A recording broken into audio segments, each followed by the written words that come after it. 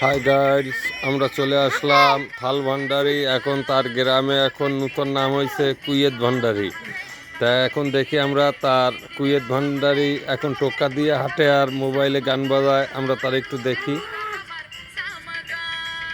হুম,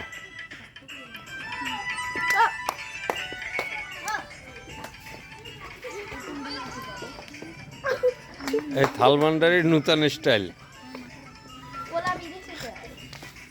তার ছেলে কুয়েত গেছে, তার জন্য সে টোক্কা দিয়ে আটে। তার শালাই বলে একজন এরকম শালা তার টোক্কা দিয়ে আটে। এখন সেও প্র্যাকটিস করতেছে এইভাবে টোক্কা দিয়ে হাঁটার। থালভান্ডারি সাহেব, থালভান্ডারি সাহেব, ওরে আল্লাহ, আমাদের দিকে একটু তাকান। ভালো আছেন আপনি? হ্যাঁ, ভালো আছি। এইটার কি হাঁটা বলে?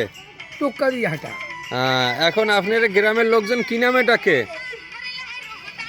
ওলাই ভান্ডারি, তুমি টোক্কা দিয়ে হাঁটতো। ও যাই ভালো। আর টোক্কা দিয়ে আর কে হাঁটে? গাব্বা ঘোড়া দিয়ে হাজি খা।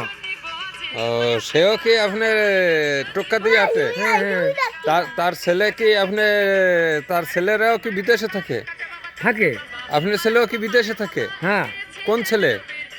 এব্রাহিম খা। কোন দেশে থাকে? কুয়েত। কুয়েত। তো এর জন্য এখন আপনার গ্রামবাসী আপনার কুয়েত ভান্ডারি কয়ে ডাকে। হ্যাঁ, আচ্ছা আচ্ছা, তা হাঁটেন তো মুরব্বী, আমরা একটু দেখি কিভাবে টোক্কা দিয়ে হাঁটেন।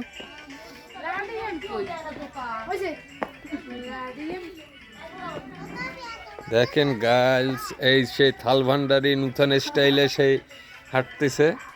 ও বাবা, চমৎকার। হুম।